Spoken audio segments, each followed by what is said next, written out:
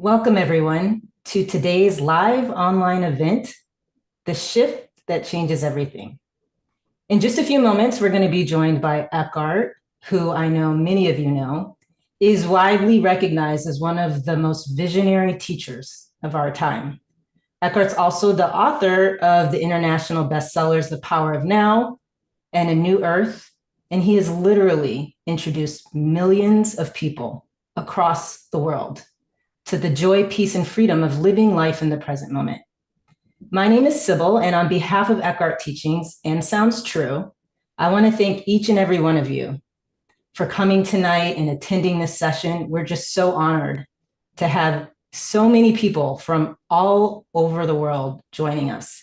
And before we get started, I just wanted to mention that part of the inspiration for tonight's talk comes from an online program that we're doing with Eckhart called Doorways into Presence: How to Quiet Your Mind and Live in the Now. Have you ever wondered what it's like to live a day in presence like Eckhart? This was a question all of us were asking ourselves, the team here at Eckhart Teachings and Sounds True. And we're like, I think there's so many other folks who are asking that too. Like, how does Eckhart actually live in the now every single day? Many of us want to be present as we move through the day and feel all the freedom and peace that stems from the present moment. But how do you actually do that? Right? Like, especially when life throws you challenges or problems, or it's just the general busyness of the day that can be so distracting. Well, this new online program with Eckhart shows us how. Eckhart's going to be guiding a community of students through 14 experiences, so we can learn how to use our everyday moments differently and build what Eckhart calls presence power. And when you make this shift and live in the now each day, it changes everything. We're able to quiet our minds and continually experience the dimension of stillness that's always available. We're very much looking forward to this and the upcoming program with Eckhart, and we hope you'll all join us too, with a lot of students from all over the world. And also today, we're offering a special teaching bonus when you sign up. So after you enroll, you'll receive a collection called Living Free from Stress and Anxiety. It includes 3 of Eckhart's most popular audio programs: The Secret of Happiness, The Joy of Being, and Freedom from the World. We wanted to give everyone the opportunity to listen to these special teachings and prepare for the program that Eckhart's going to be guiding us through, called Doorways to Presence. So in addition to receiving a special discount, when you sign up today, you'll also get these teachings when you enroll. And if you're interested, you can find out more about the program and register at eckharttolle.com. And I'll also be able to give you some additional information about the program at the end of the event this evening. And now, without further ado, please allow me to introduce and welcome our friend and guide for tonight's talk, Eckhart Tolle. Eckhart, welcome. Thank you, Sybil, and hello, everybody. Welcome to the present moment.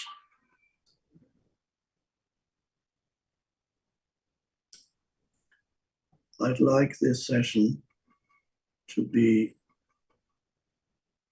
become for you an actual experiential realization what presence is. So I'm not just talking about presence, but being present, sensing the presence.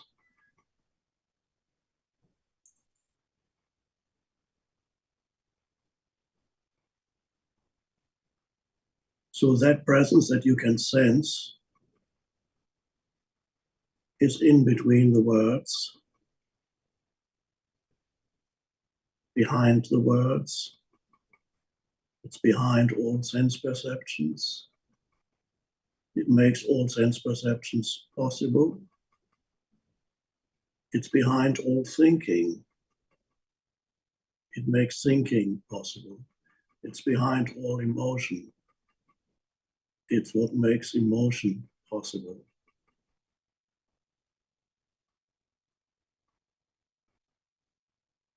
But in itself, it transcends all these things. It is inseparable from sensory perception, thinking, and emotions, but also transcends those.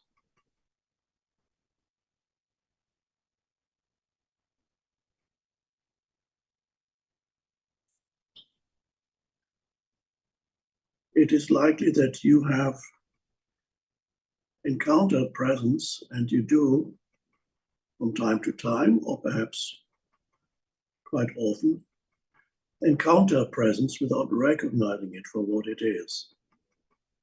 It could just be a moment when you feel at ease, you feel a sense of well-being, sense of peaceful aliveness.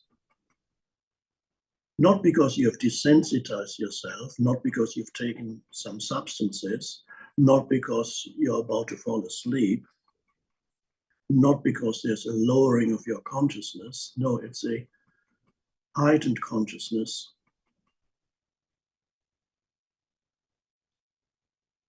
Thinking, of course, is a manifestation of consciousness.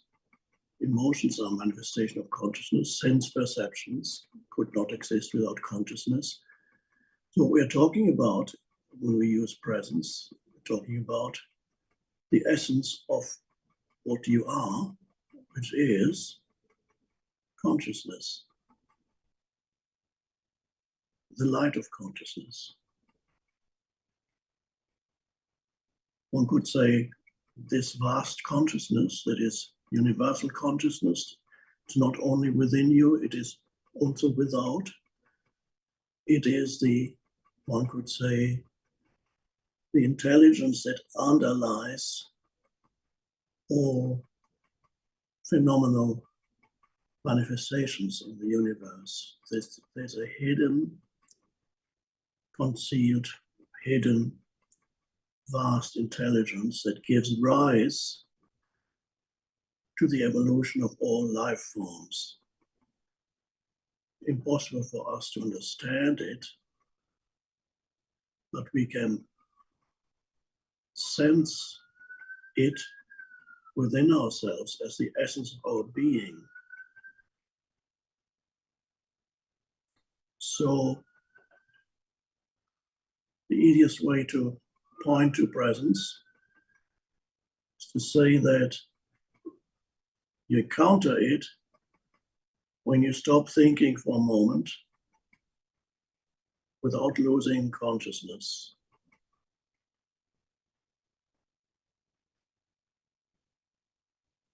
Stop thinking means the continuous voice in the head that usually comments on what's going on around you or comments on all kinds of things, imaginary scenarios, and so on. The conditioned voice in the head that you live with. Everybody lives with that voice in their head that talks all the time inside. Or if it talks aloud at you, then you're considered crazy. People say there's people walking in the streets talking out aloud, and you say, oh, they're mentally insane. But the only difference between a normal human being and those people that you call mentally insane is that those who you do not call mentally insane, they're still doing the same thing, they're just not talking out aloud. It's happening in their head. It's a continuous stream of thinking. And that creates the ego, the egoic sense of self, an ultimately fictitious identity that you are infinitely more than the entity created by the movement of thought and the emotions that reflect the movement of thought. There's infinitely more to you than what you conventionally call the person. Person is the conditioned entity, a form that consciousness has taken. And most humans, unless they are awakening already spiritually, which is what we are talking about, the arising of presence is spiritual awakening. unless you are awakening, and many of you are awakening, even if you don't have words for it, many of you are here because you're awakening. Otherwise, what this session would be totally meaningless to you. And there may be a few to whom it is totally meaningless. What is this guy talking about? So you must have had a glimpse of what it is that I'm talking about. And if you haven't, perhaps you can have it now. And that glimpse is the possibility of arriving at the, briefly at first, the cessation of thinking. The voice in the head stops, and yet consciousness remains. And then you can look around, or look at this image on the screen, or look around the room, take everything in, but you're not thinking about it. It's just sensory perception. And what is behind the sensory perception? Presence. Another word for it is awareness. So there's an awareness that is perceiving at this moment. And that awareness is silent, but it's awake. And that awareness is the deeper dimension to who or what you are. That's no longer the person that you usually think of when you say I. There's a deeper I,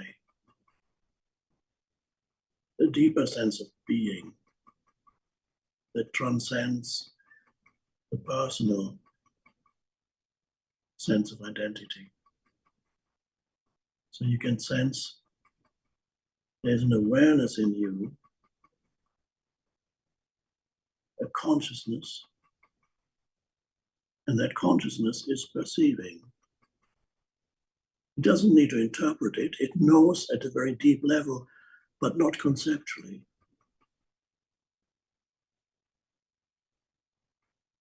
You can look around your room or wherever you are. You know that there's furniture or whatever there is, but you don't call it anything. You just allow it to be. So there is, instead of a person perceiving things, which is when you are always interpreting, commenting, and labeling mentally, instead of a person, you're now perceiving not as a person, you're perceiving as an awareness.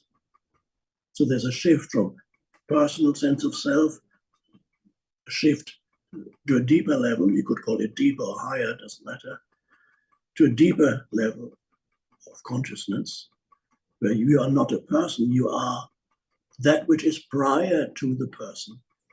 And that's awareness, presence. And that's amazing. You can then be aware of that awareness. You can sense this presence that you are, in addition to whatever you're perceiving. It's in the background of your sense perceptions, the background of your life. There's a spacious, vast presence that connects you to something that we cannot really define or talk about. It's deep and it's infinite. It's the soul. It's not just the depth of your being. It connects you to the very soul of the universe. The ancient Romans and Greeks had this wonderful term, anima mundi, which is Latin for the soul of the world. There is such a thing as a world soul. And that is your soul presence, the consciousness that you are, is a ray or a spark of that inseparable from the soul of the totality. So it's a liberation from the egoic self, liberation from the self. And then life becomes more harmonious when you begin to invite that consciousness into your life, that presence, your life begins to flow with greater ease, more harmoniously. Not that you're not challenged anymore, challenges continue. But all the challenges do, once you begin to awaken to presence, challenges then deepen your presence. And in fact, you need the difficulties in your life to deepen your presence.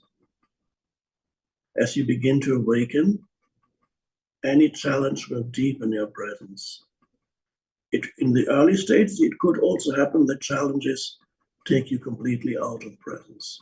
When you encounter difficult situations or people, it can take you totally out of presence. But gradually, as you become a bit more established, rooted in that presence, the opposite happens. Challenges don't make you unconscious, they make you more conscious.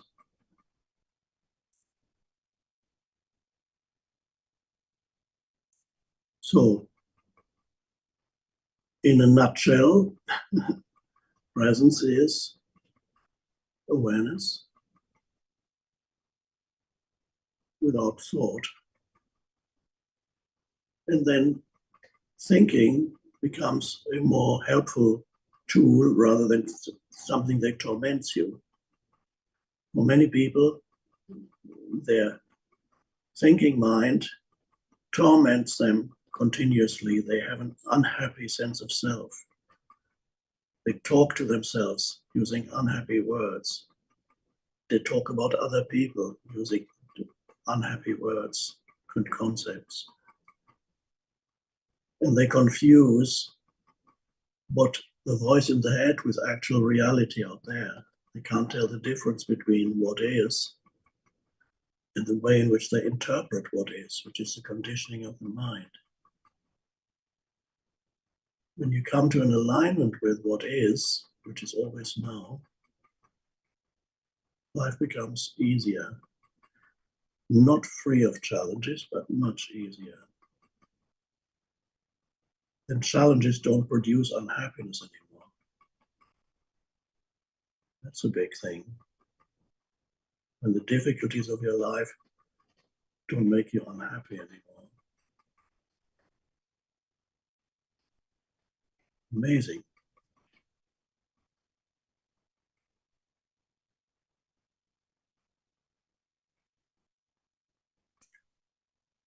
I believe there are a few questions that people have submitted, want to ask. I don't know if Yes, there are any questions left. Sybil, you have some? I do. I have questions that people submitted prior to the session. And the first one we wanted to ask you was from Randy in New York. And Randy's question, Eckhart, is if you could choose only one practice to bring about the greatest impact of presence in your life, what would it be? Great, wonderful question. Thanks.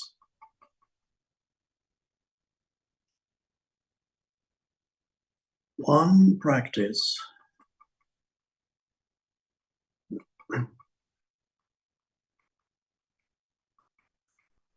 that's not complicated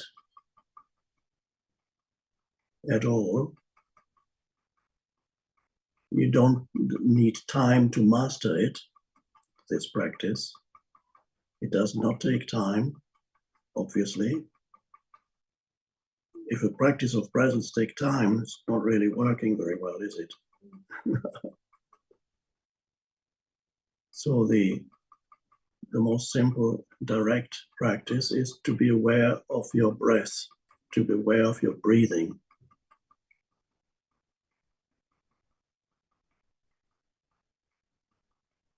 For example, now.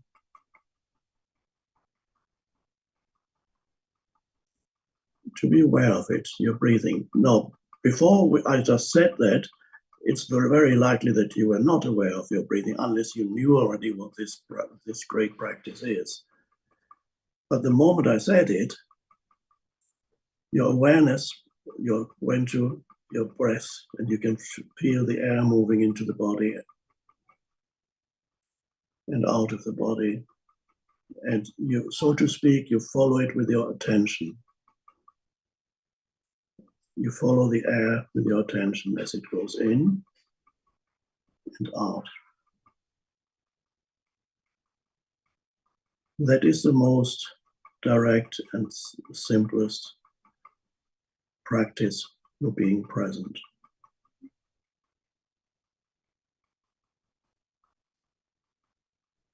I'm not the first person to come up with that. Somebody called the Buddha already talked about it 2,500 years ago. It was called Anapanasati Yoga. It's the practice of the ingoing and outgoing breath, ingoing and outgoing breath awareness. Now, the breathing is always there. Most of the time, you're not conscious of it. When you direct consciousness to your breathing, something very interesting happens. It slows down or completely eliminates your thinking. And there's only an awareness of your breath.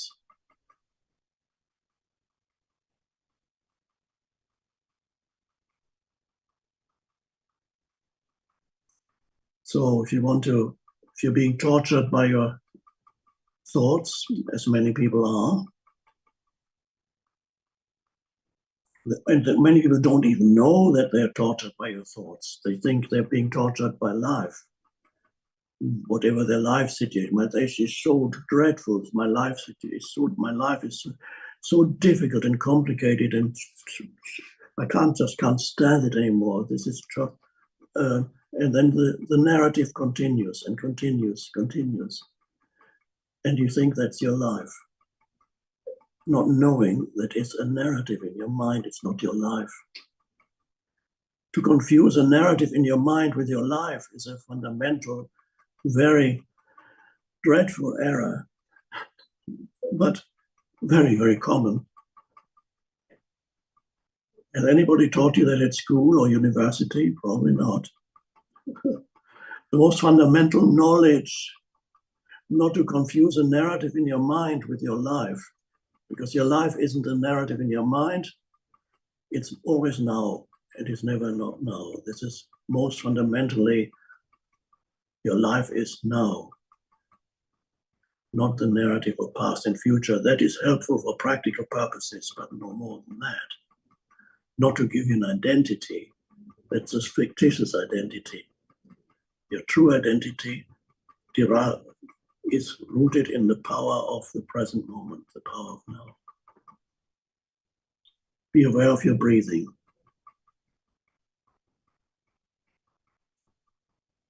You don't even have to control it. There are certain meditation practices that have a very structured way of approaching your breath, and you can change the length of your breath. You can count your breath. You can do all kinds of things. That's fine for meditation practices. But the simplest thing is, no matter where you are, and you don't even have to say, okay, I'm going to meditate now. It's fine. I love meditation, but I sometimes make fun of it a little bit. And you say, then you enter totally different. Okay, now it's time to meditate for 10 minutes. And throughout your life, wherever you are, be aware of your breathing. Whenever you can, it creates an inner spaciousness, because when you're aware of your breathing, you can't do much thinking. And most of the thinking, as you may know, or maybe it's news to you, most of your thinking is not only unnecessary, but actually very harmful. It creates all kinds of pseudo problems. Well, the mind is telling you it's working on solving your problems. It's actually regurgitating old narratives, not real problem. There is such a thing as focused application of the mind. That's of thinking. Thinking ability becomes enhanced when there is a presence behind it.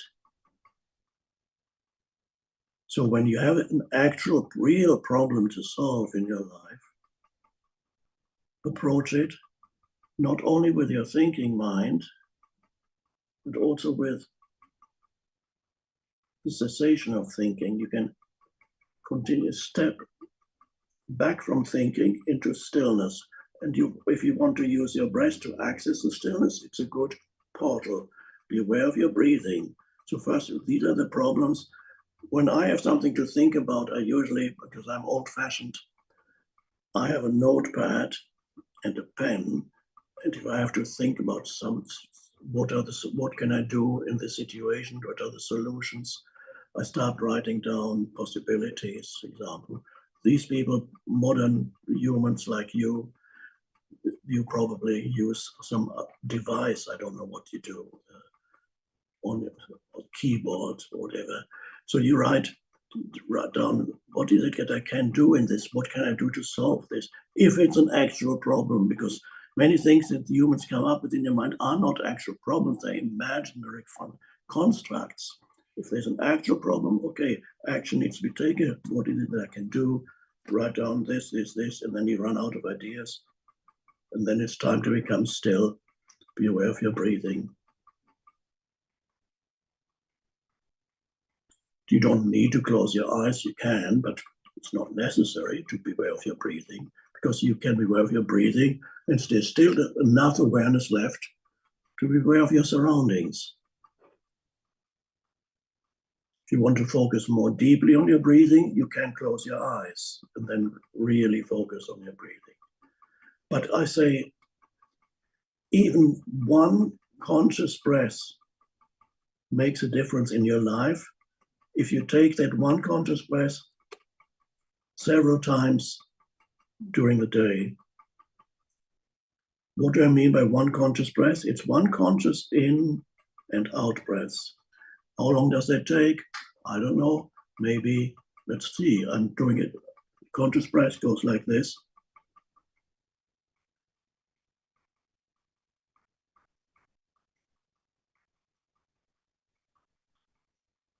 That was it. In and out. 10 seconds, maybe. Doesn't matter. And that's one conscious breath. What does it do? It creates a gap in your stream of thinking, a stillness, a presence arises. That's has always been there, is always there underneath all the thinking.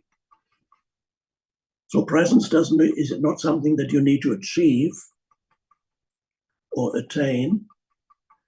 It's something that you discover because it's already there. So you can't really work hard to become present because it's already there.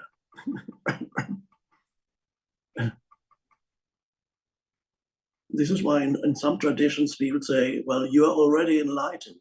And the person says, what are you talking about? My life is a complete mess. How can I be enlightened? All my relationships are in shambles. I'm not enlightened. Well, underneath all that mental noise and emotional turmoil, there is a presence. There is a deeper consciousness. So the simplest practice is to be aware of your breath. And even if it's only one conscious breath, but taken many times during the day, whenever you remember, and you might want to take 2 or 3 instead of 1, even better. 2 or 3 conscious breaths while you're on your computer, on your keyboard. Okay, stop for a moment. 1 or 2 or 3 conscious breaths.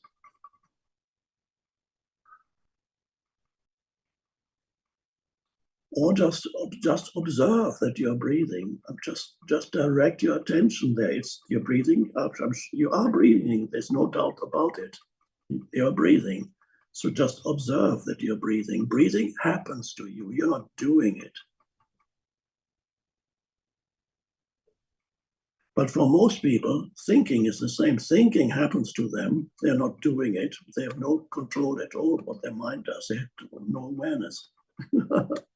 So thinking happens to them in the same way that breathing happens to them. But this doesn't have to breathing. That, yes, that always happens.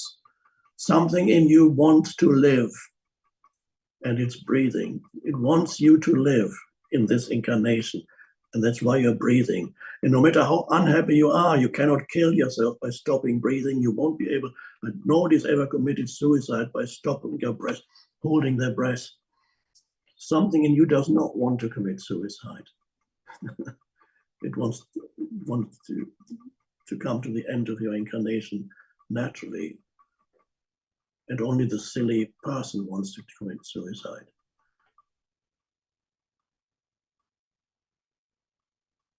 So get in touch with that in you that does not want to commit. It is not unhappy.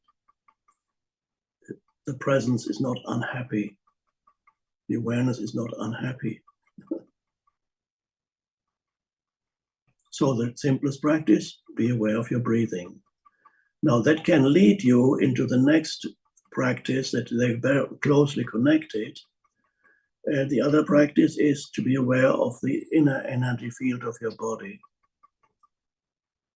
When you're breathing, that connects you almost inevitably with the inner energy field of your body, because you breathe into. And if you can feel that you're breathing into as deep as the abdomen without doing no effort, it's just happening. No, don't make an effort. It's just happening. You're breathing and your attention follows the breath as deep as the abdomen, belly. Although the air probably doesn't go there, but your attention goes with the breath. And from there, you can sense an energy spreading out throughout your body, an inner energy field. It pervades the body. I call it inner body awareness. That's also an ancient meditation practice, if done in a more structured way. It's called vipassana, or going back, also probably taught by the Buddha too.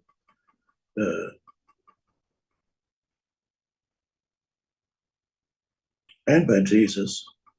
We only have fragments of his teachings. He talks about the possibility that your whole body can be full of light. That's what he's talking about. So inner body awareness, to sense the inner energy field of your body, and breath awareness are closely related, and sometimes breath awareness inevitably could connect you to the inner energy field of the body, and then they merge into one practice. You're aware of your breathing, and you're aware of that your body is pervaded by a sense of aliveness. That is the intelligence that inhabits your body. It transcends who or what you are as a person. And you feel intensely alive. Not in an excited way, in a calm way.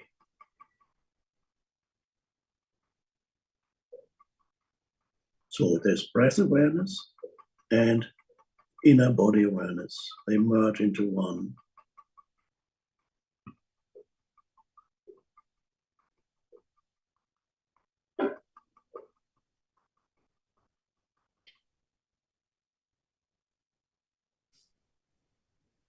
Let's see if there are any more questions, Sibyl.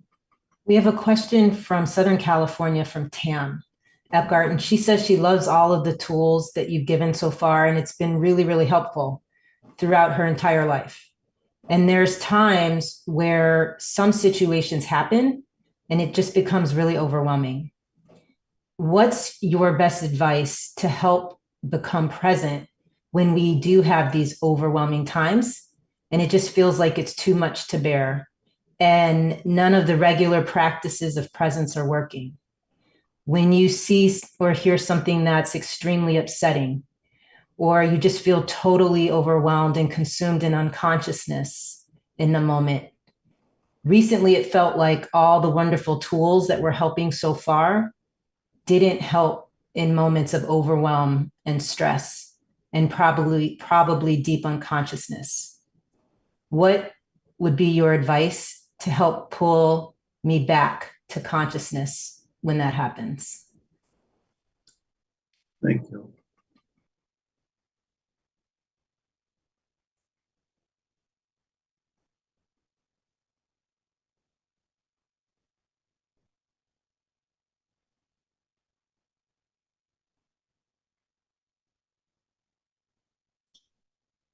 we probably need to differentiate between different things here.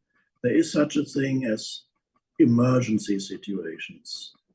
Emergency situations in your life that require an immediate response. You're being attacked by a wild animal or a crazy human, or your house is on fire, or there's an earthquake. All these things are happening more and more these days, by the way, as you probably know. For many people, actually emergencies happen and they require an immediate, when this happens, there is no time to think about how can I be present. The emergency can either cause you to enter a state of panic and extreme, where panic is extreme fear. It's also possible that an emergency makes you very present itself. It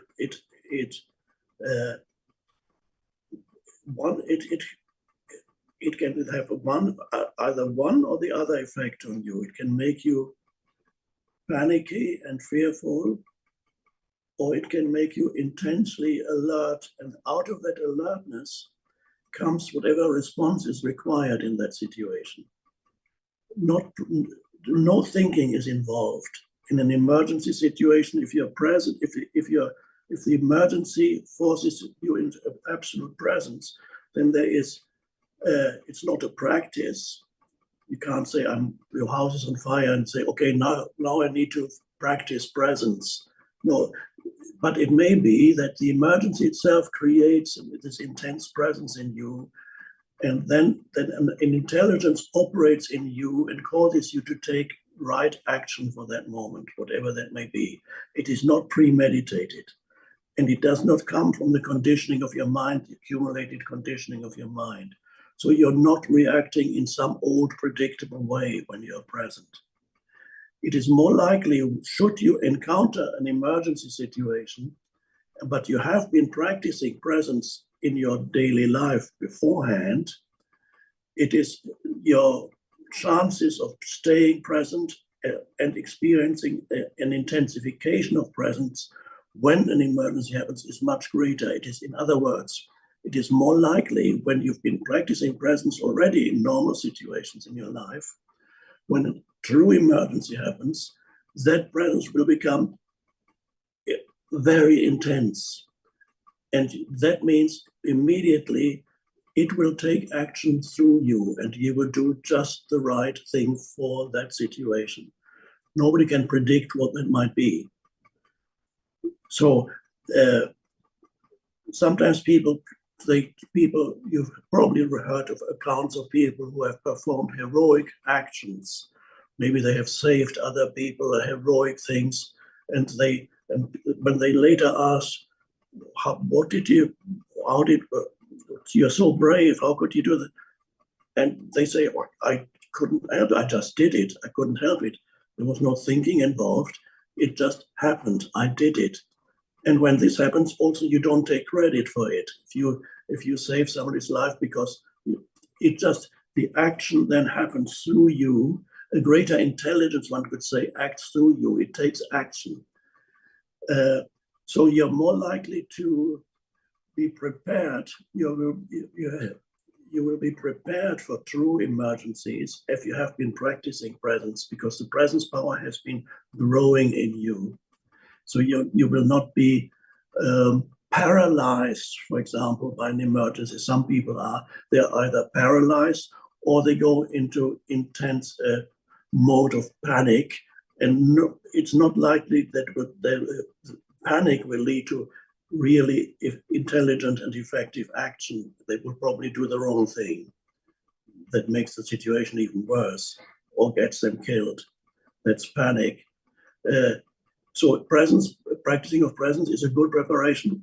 Should life present you with an enormous challenge, an an emergency that needs to be dealt with immediately, so that the emergency does not overwhelm you. You can face it. That's one thing.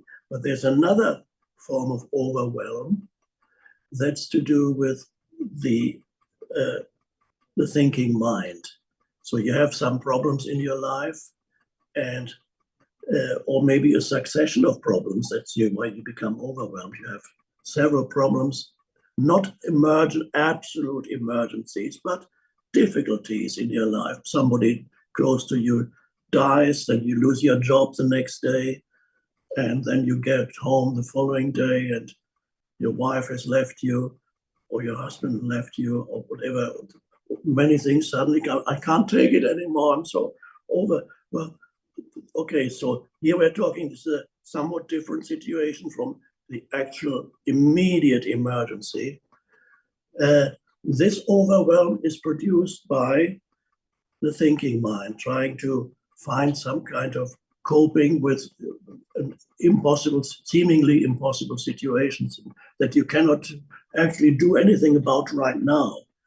At some point, you can take action to solve situations, but right now, because it's not an emergency, so right now you just have all these problems arising in your life.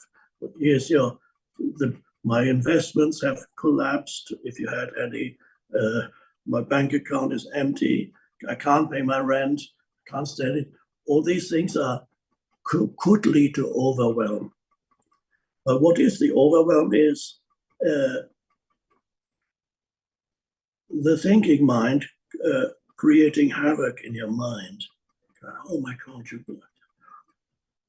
I can't take anymore. What can I do? My life has come to an end. I can't cope with it, etc., etc. And there you need to take action.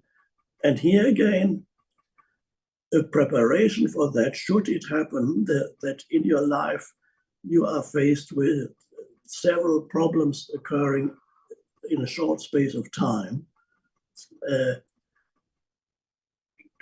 to practice presence in your daily life, again, is a wonderful preparation for coping with a series of problems that may arise in a short space of time in your life.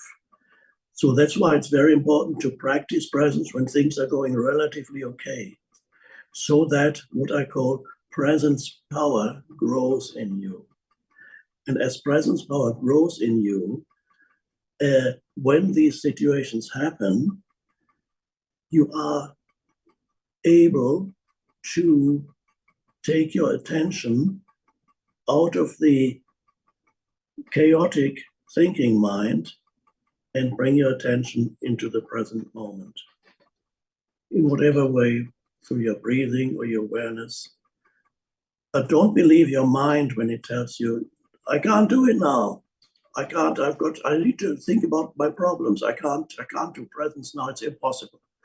This thought is a lie. If you have been practicing presence and then you have this thought that says, I can't do it, no, there's no point in example. You don't believe in every thought that comes into your mind. That's another big practice. Don't believe in every thought that comes into your mind. Your thought says, I can't do it, no, there's no point. Of course you can. Take a conscious breath. There's nobody who cannot take a conscious breath. If you decide to take a conscious breath, and if you don't believe your mind that tells you you can't do it, then you take a conscious breath.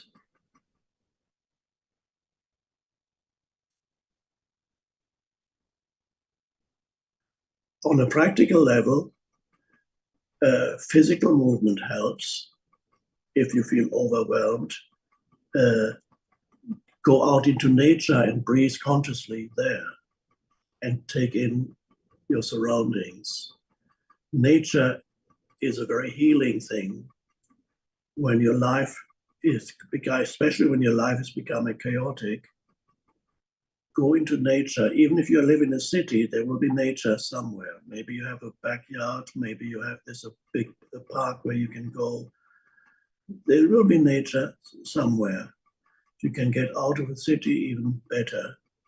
So you go into nature, and nature can help you become present. it's easier to be present in nature than to be present in a city. Once presence power grows in you, it makes hardly any difference, or you may still have a preference for nature, but you can be as present in a city too. But in the early stages of presence arising in you, nature is very helpful. So when life becomes a burden to you, then go into nature and bring your attention to your sense perceptions and your breathing. Be there fully, and it can liberate you to some extent. It liberates you from this mental overwhelm. This was perhaps the interesting story from my early life. When I was a child, I didn't have a happy childhood. Well, there were some happy moments, yes. In fact, this is what I'm going to talk about now. On the whole, my home life was not happy because my family environment was chaotic and a lot of screaming and anger and horrible. My parents meant well, but they were in the grip of their own unconscious conditioning. They couldn't help it. So I was not happy there. I was very unhappy at school too. So I carried this unhappiness. And I don't know how old I was, maybe 10, I got a bicycle for Christmas. So I was able to get out of the city. It was a medium-sized city. So took like 15-minute bike ride and I would be out. It wasn't grand nature,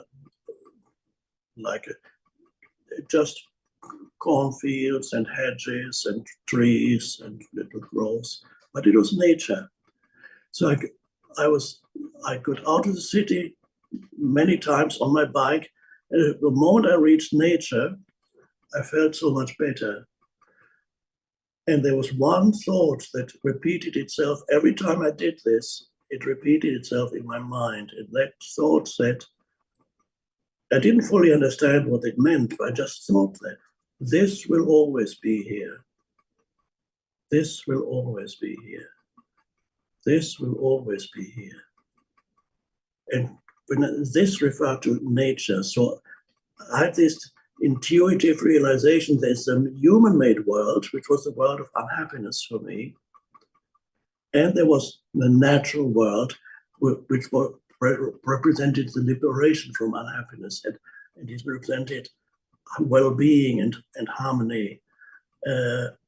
So that's, and but that was my first spiritual experience in life was that. It occurred many, many times. So nature is wonderful. I mean, in a way people may not realize the world that you inhabit consists primarily of human-made things and natural things. You can divide all your sensory perceptions into human-made things that surround you, all the things, furniture, cars, buildings, utensils, everything human-made. And then you have nature. Even as I sit here in my room, I can see all the human-made things. And then there's nature. Look out of the window. There's trees. There's nature. And I've got some plants here, potted plants. You can look at the plants. There's the human-made world, and there's a plant. And there's another one behind me. It's a rubber plant. It is. And that's natural. And it's interesting to see that you have these two dimensions, the human-made things and the natural things. And then, of course, there's always the sky. Sky's always, even if you're in the middle of a huge city, you can't see a single tree, the sky is still there. And the sky is a beautiful thing that actually can represent the inner consciousness. This is why Jesus talks about the kingdom of heaven, which in my translation is the dimension of spaciousness, which is an inner dimension, which is presence. So Jesus talking about the kingdom of heaven, dimension, kingdom of heaven, vast spaciousness, is the inner spaciousness of presence. Buddha talked about sunyata, usually translated as emptiness, but a better translation is spaciousness. Again, as an inner state, a realization of this inner dimension. All pointing to that. It all comes together. There's only one truth, one true teaching, comes in just different forms. So overwhelm, there's actual emergencies, and then there's the overwhelm by your mind, and that you can do something about. And get ready for it, because we all get challenged. And we're living in a time when collectively humanity is going to be challenged more and more. So there will be challenges that affect every one of us. There have already been some, and there are some now. Collective challenges. So you're either prepared for them or you're not. If you're not prepared, you will become very unhappy and you won't be able to cope. But if you're prepared, the challenges that humanity is facing will be an inseparable part of the awakening of humanity. Humans don't awaken, even other life forms don't awaken unless they are challenged deeply. That is part of the evolution of consciousness. So it's all good. What looks bad on the surface, from a deeper or higher perspective, is all good and it all makes sense. Be ready for the challenges of life. It's incredibly important to grow in presence, so to speak, so that presence power can manifest itself more fully through you.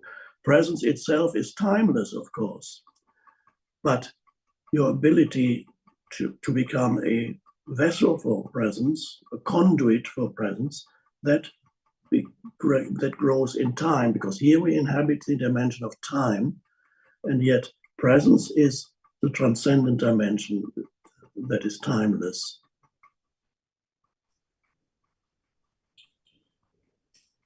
Eckhart, along those lines, the final question, as you know, the title of tonight's event is The Shift That Changes Everything.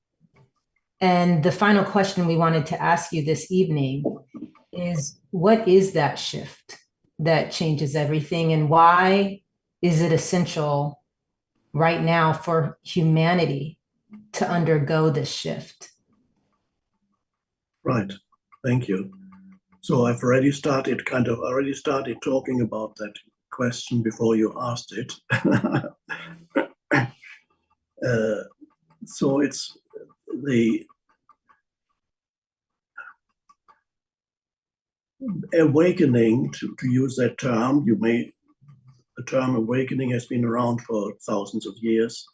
Buddha, the word Buddha means the one who is awake. Buddha means being awake.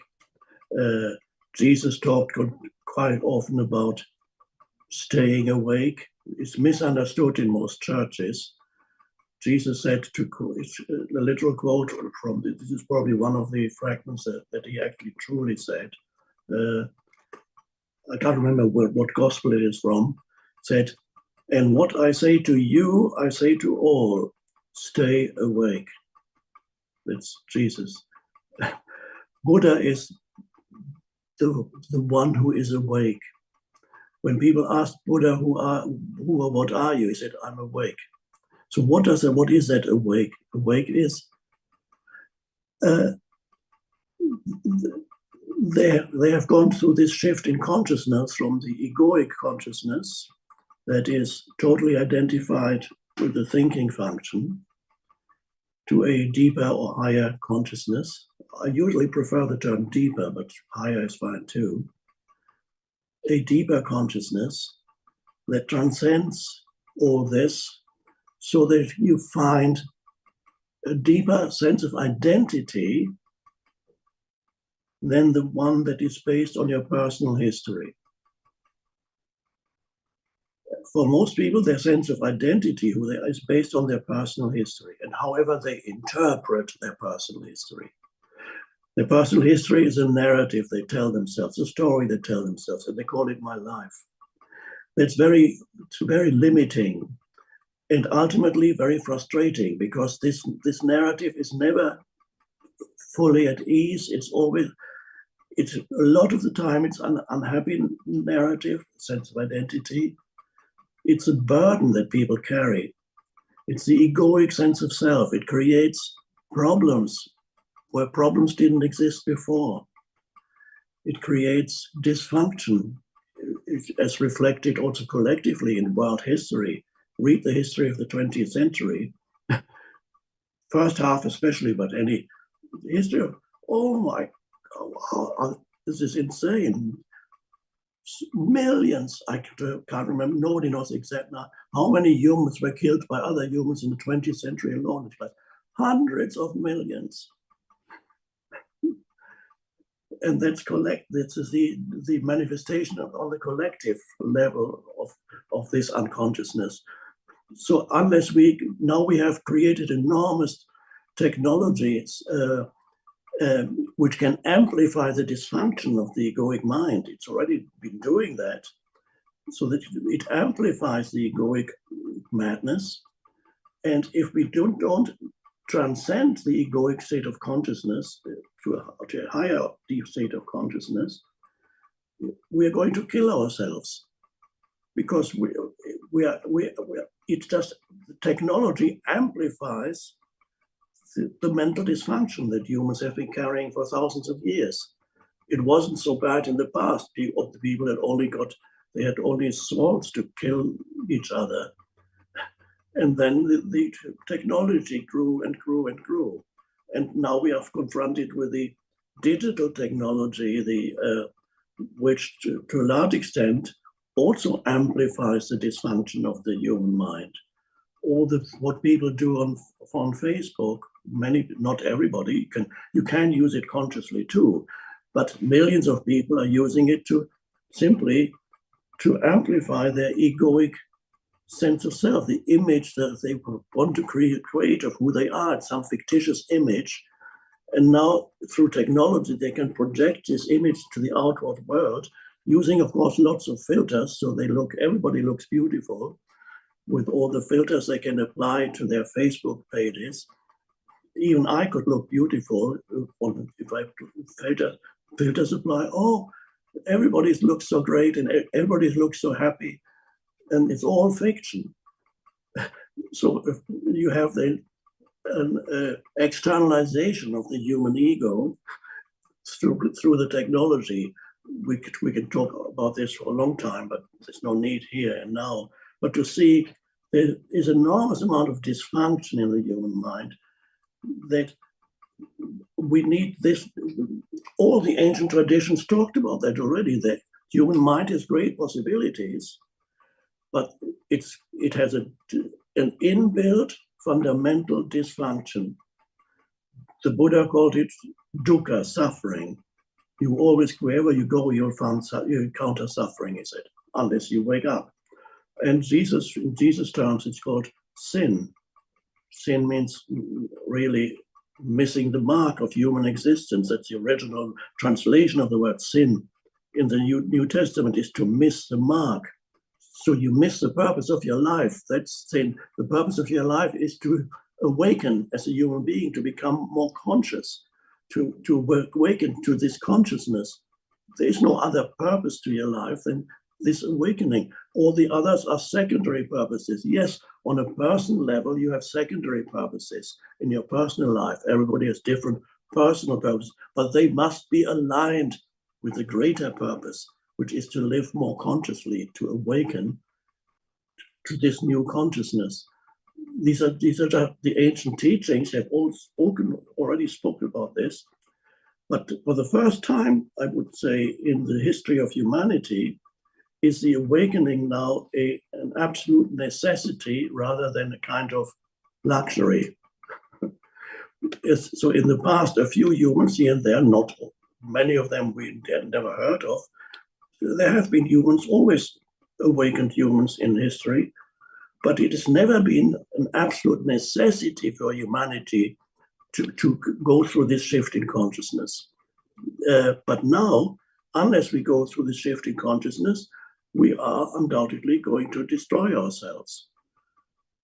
So this is why it's so vital. But the strange thing is that we need this.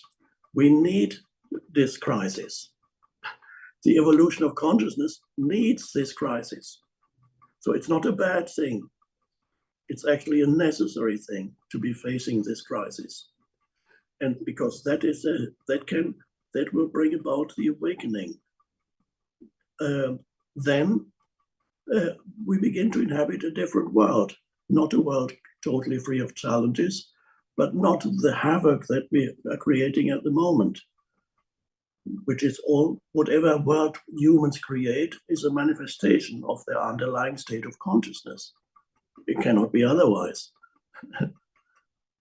And so with the only thing what is threatening us is the human mind, the dysfunction of the human mind. It's within us. There are no external enemies. Ultimately, the true enemy lies within. So that's what it is all about. So the shift in consciousness is now absolutely necessary, but it is also more available and somehow, I would say, easier to realize than it has been in the past. That's a good thing. It is more accessible and easier to realize than it has been in the past. But be ready. Big challenges are coming, and either they will bring about your awakening, or they will make you very, very unhappy, to say the least. So it's a wonderful thing that the possibility of human awakening, this is the essence of our age. The age we live in is a deep crisis leading to the awakening of human consciousness.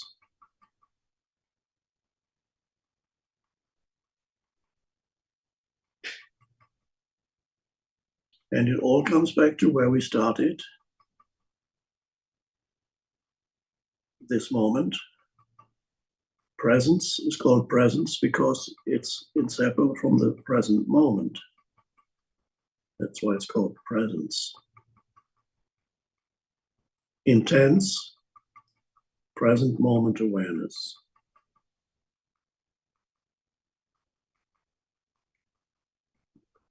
Of course, you remember the past when necessary. You can plan for the future when necessary, fine.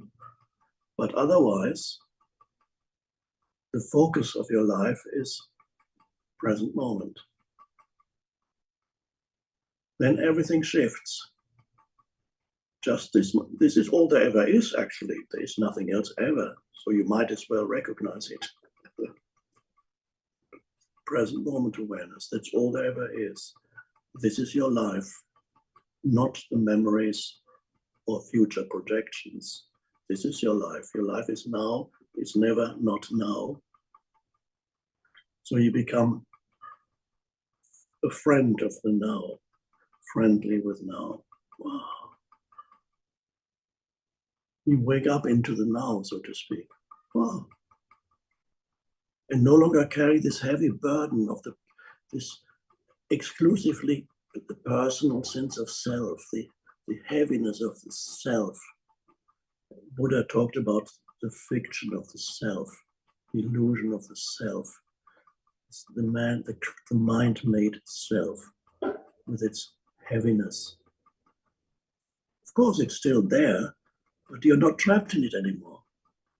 You're still a person, but there's more to you than the person, and you can sense that there's more to you than the person.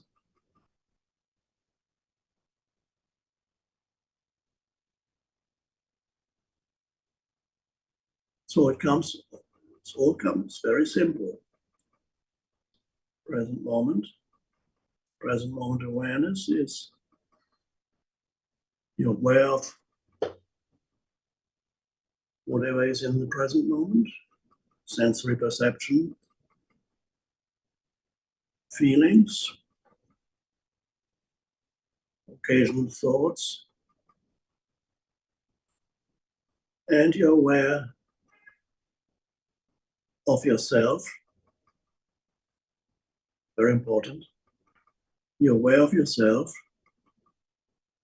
but not the self that's the person, but you're aware of yourself as the awareness itself, as the consciousness itself. You can sense your beingness, so to speak. You can sense your presence. You can sense the I am, which has nothing to do with your history. Whether your personal history was a wonderful success story or a great disaster, doesn't matter anymore. There's something that transcends that. If your personal history was a great success story, you're probably not motivated yet to enter presence because you are satisfied by superficial things until they collapse, because they will. If your personal history is a disaster, then there's a better chance of awakening. But for most people, it's a mixed bag. Bad things have happened, good things have happened, but wasn't that great. It's very limiting. So you go deeper. So you become aware of being aware. This sounds a little weird. You sense yourself as beingness or consciousness, the presence. I am the presence. I am. And there's no time in it. It's nothing to do with whatever happened to you in your past. Nothing to do with it. And nothing to do with what's going to happen to you in the future. And there's enormous power there. It's the power of life itself. It's the Tao, whatever you want to call it.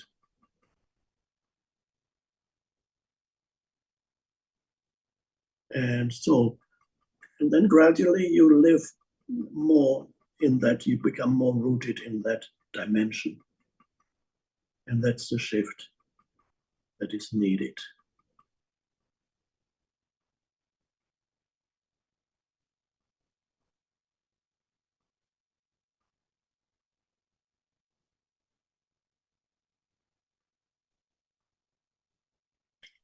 Thank you, everybody. Stay present. That's all that ultimately matters. Your state of consciousness is the most important thing. It's not an ego thing at all. Your state of, your entire world that you experience is mediated through your state of consciousness.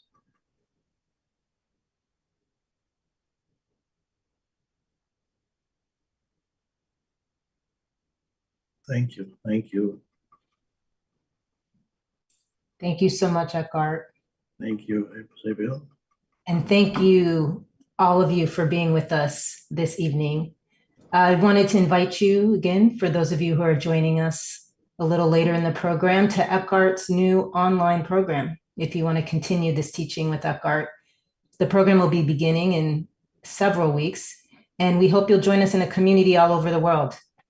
And tonight, when you sign up, after you enroll, you'll also receive a special bonus teaching called Living Free from Stress and Anxiety. And it includes 3 of Eckhart's most popular audio programs.